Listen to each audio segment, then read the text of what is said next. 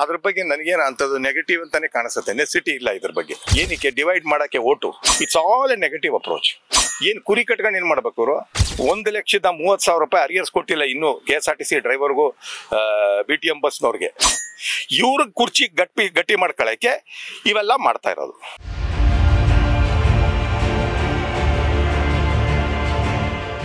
ಬೇರೆಯವ್ರು ಬಂದ್ರು ಇದೇನೆ. ಅವರೇನು BJP ಏನು ಬಾರಿ ಚೆನ್ನಾಗಿದೆಯಾ? ಕರ್ನಾಟಕದಲ್ಲಿ ಅವರು ವಲಸೆ.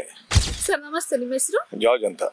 ಓಕೆ, ಇವಾಗ ಸಾಮಾಜಿಕ ಆರ್ಥಿಕ ಅಂತ ಹೇಳಿ ಪರಿಶೀಲನೆ ಮಾಡ್ತಿದ್ದಾರಲ್ವಾ, ಇದ್ರ ಬಗ್ಗೆ ನಿಮ್ಮ ಅಭಿಪ್ರಾಯ ಏನು? ಅದ್ರ ಬಗ್ಗೆ ನನಗೇನು ಅಂಥದ್ದು ನೆಗೆಟಿವ್ ಅಂತಾನೆ ಕಾಣಿಸುತ್ತೆ. ನೆಸಿಟಿ ಇಲ್ಲ ಇದ್ರ ಬಗ್ಗೆ. ಏನಕ್ಕೆ ಡಿವೈಡ್ ಮಾಡೋಕ್ಕೆ vote? This is nothing but to divide the votes. ಗೊತ್ತಾಯ್ತಾ? ಈಗ ಲಿಂಗಾಯತರು ಅಂತ ಹೇಳಿದ್ರು, ಅದರಲ್ಲಿ ಕ್ರಿಶ್ಚಿಯನ್ ಲಿಂಗಾಯತರು ಇದೆಲ್ಲಿಂದ ಬಂತಿದ್ದು? ಇದೆಲ್ಲ ಇವು ಗೌರ್ಮೆಂಟ್ ಕ್ರಿಯೇಟ್ ಮಾಡ್ತಾ ಇರೋದು ಓಟ್ಗೋಸ್ಕರ. It's all a negative approach. ಇವಾಗ ಅದ್ರಲ್ಲಿ 60 ಕ್ವಶನ್ಸ್ ಇದೆ ಅಲ್ವಾ ಸರ್? ಈ ರೀತಿ ಕ್ವಶನ್ಸ್ ಎಲ್ಲ ಬೇಕಿತ್ತು ಅಂದ್ರೆ ನಿಮ್ಮ ನೆಸಿಟಿ ಇರ್ಲಿಲ್ಲ. ಕುರಿ ಇದೆಯಾ, ಹಸು ಇದೆಯಾ, ಏನಕ್ಕೆ ಬೇಕು? ಏನು ಕುರಿ ಕಟ್ಕೊಂಡು ಏನು ಮಾಡ್ಬೇಕು ಅವರು? ಕುರುಬರ್ಗೇನೋ ಬೇಕು ಕುರಿ. ನಮ್ಗೆ ಯಾತಕ್ಕೆ ಬೇಕು ಹೇಳಿ? ಫ್ರಿಡ್ಜ್ ಇದೆಯಾ, ಕರೆಂಟ್, ಈ ರೀತಿಯಾದ ಕ್ವಶನ್ ಯಾರ ಮನೇಲಿ ಇಲ್ಲ ಇವೆಲ್ಲ? ಈಗ ಇವತ್ತಿನ ಪರಿಸ್ಥಿತಿನಲ್ಲಿ ಸಾಲ ಸಿಗ್ತಾ ಇದೆ, ಸಾಲ ತಗೊಂಡು ಬಂದು ಮಾಡ್ತಾ ಇದ್ದಾರೆ. ಈ ರೀತಿಯಾದ ಕ್ವಶನ್ಸ್ ಎಲ್ಲ ಬೇಕಿತ್ತಾ? ನೆಸಿಟಿನೇ ಇಲ್ಲ. ಇದರಿಂದ ಆಮೇಲೆ ಈ ಬಸ್ ಡೇ ಹೇಳಿ ಲೇಡೀಸು ಅದನ್ನ ಒಳ್ಳೆ ಅಭಿಪ್ರಾಯ ಕೊಡ್ತವ್ರೆ. ಸಂಸ್ಥೆಗೆ ಎಷ್ಟು ಲಾಸ್ ಆಯ್ತಾ ಇದೆ ಗೊತ್ತಿದ್ಯಾ? 1,30,30,000 ರೂಪಾಯಿ ಅರಿಯರ್ಸ್ ಕೊಟ್ಟಿಲ್ಲ ಇನ್ನೂ KSRTC ಡ್ರೈವರ್ಗೂ BTM ಬಸ್ನವ್ರಿಗೆ. 3 ತಿಂಗಳಿಂದ ಅದು ಪೆಂಡಿಂಗ್ ಇದೆ. ನೀವು ಮನೇಲಿ ಮಲಗಿರೋರು ಕೊಡ್ತಾ ಇದ್ದೀರಾ, ದುಡಿದವ್ರಿಗೆ ಕೊಡ್ತಾ ಇಲ್ವಾ? ದುಡಿಯೋರ್ಗೆ ಏನು ಕೊಡ್ತಾ ಇದ್ದೀರಿ? ಸರಿನಾ ಹೇಳಿ? ಮನೇಲಿ ಕಷ್ಟಪಡೋರ್ಗೆ ಇವತ್ತೇನು ಸಿಗ್ತಾ ಇಲ್ಲ. ಮನೇಲಿ ಮಲ್ಕೊಳ್ಳೋರ್ಗೆ 2,000 3,000 ಏನಕ್ಕೆ? ಓಟಕ್ಕೋಸ್ಕರ. ಅದು ಯಾರು ಅಪ್ರಿಷಿಯೇಟ್ ಮಾಡ್ತಾರೋ? ಲೇಡೀಸು. ಬೇಕಾ? ಅದೇ ಅವರು ಗೌರ್ಮೆಂಟು ಈಗ ಫಾರ್ ಎಕ್ಸಾಂಪಲ್ 7 ರೂಪಾಯಿ ನೀವು ಕಮರ್ಷಿಯಲ್ಗೆ ಚಾರ್ಜ್ ಮಾಡ್ತಾ ಇದ್ದೀರಿ KEB.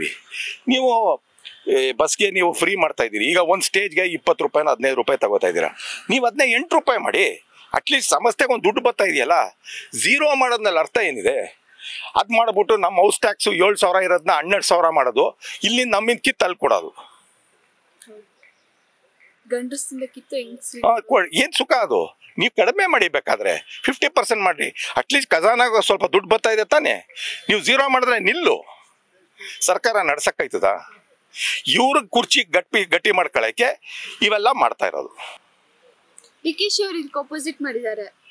DKCನ ಈ ಸೆನ್ಸಸ್ ಗೆ ಅಪೋಸಿಟ್ ಅವ್ರು ಮಾಡೋರಂತ ಬೆಳಗ್ಗೆ ಹೇಳ್ತಾರೆ, ಇನ್ನೊಂದ್ಸಲಿ ನಾನು ಮಾಡಿದ್ದೀನಿ ಫಾಲೋ ಮಾಡಬೇಕು ಅಂದ್ರೆ ಮೊನ್ನೆ ಹೇಳಿದ್ರು. ಬೆಳಗ್ಗೆ ಒಂದು ಮಾತಾಡ್ತಾರೆ, ಮಧ್ಯಾಹ್ನ ಒಂದು ಮಾತಾಡ್ತಾರೆ. ಇವರೆಲ್ಲ ರಾಜಕಾರಣಿಗಳು ಅವರೇ ಹೇಳಿದ್ರಲ್ಲ, ನಮ್ಮ ಮನೆಗೆ ಫಸ್ಟ್ ಬಂದವ್ರೆ ಇವರು. 60 ಕ್ವಶನ್ಸ್ ನೋಡಿ ಅವ್ರಿಗೆ ಶಾಕ್ ಆಯ್ತಂತೆ. ಶಾಕ್ ಆಗಿರ್ಬೋದು. ನೀವು ಎಲ್ಲಾರ ಮನೆಗೆ ಹೋಗಿ ಅಂತ ಅವರೇ ಹೇಳೋರಲ್ಲ. ತಿರ್ಗಾ ನೆಕ್ಸ್ಟ್ ಡೇ ಹೇಳ್ತಾರೆ ಇವೆಲ್ಲ ಯಾತಿಕೆ ಅಂತ. ಸರ್ಕಾರಕ್ಕೆ ಲಾಭ ಇರ್ಬೋದು ಈ ಸೆನ್ಸಸ್ ಇಂದ? ಖರ್ಚಾಯ್ತಾ ಇದೆಯಲ್ಲ ಸರ್ಕಾರಕ್ಕೆ. ಖರ್ಚಿಲ್ವಾ ಇದಕ್ಕೆ? ಎಲ್ಲಿಂದ ಕೊಡ್ತಾವ್ರಿ ಖರ್ಚು? ಇದೆಲ್ಲ ಮಾಡೋದ್ಕಿಂತ KSRTCನವ್ರಿಗೆ ಅವ್ರ ಸಂಬಳನು ಅವ್ರ ಹರಿಯರ್ಸ್ ಎಲ್ಲ ಕೊಟ್ಕೊಂಡು ಅವ್ರ ಜೀವನ ಮಾಡ್ಬೋದಿತ್ತು. ಇದರಿಂದ ಸರ್ಕಾರ ನಡೆಯೋಕ್ಕಾಗಲ್ಲ. This is all negative approach. ಏನಕ್ಕಂದ್ರೆ ಅವ್ರ ಕುರ್ಚಿ ಗಟ್ಟಿ ಮಾಡ್ಕೊಳಕ್ಕೆ ಅಷ್ಟೇ. ಸರ್, ಇವಾಗ ನೆಕ್ಸ್ಟ್ ಯಾವ ಗವರ್ನಮೆಂಟ್ ಬರ್ಬೋದು? ಏನು ಹೇಳಕ್ಕಾಗಲ್ಲ. ಈ ತರ ಫ್ರೀ ಕೊಟ್ರೆ ಇದೇ ಕಾಂಗ್ರೆಸ್ ಬರ್ತದೆ. ಬೇರೆಯವ್ರು ಬಂದ್ರು ಇದೇನೆ. ಅವರೇನು BJP ಏನು ಬಾರಿ ಚೆನ್ನಾಗಿದೆಯಾ? ಕರ್ನಾಟಕದಲ್ಲಿ ಅವರು ವಲಸೆ. ಯೂತ್ಸ್ಗೆ ಏನು ಹೇಳ್ತೀರಾ?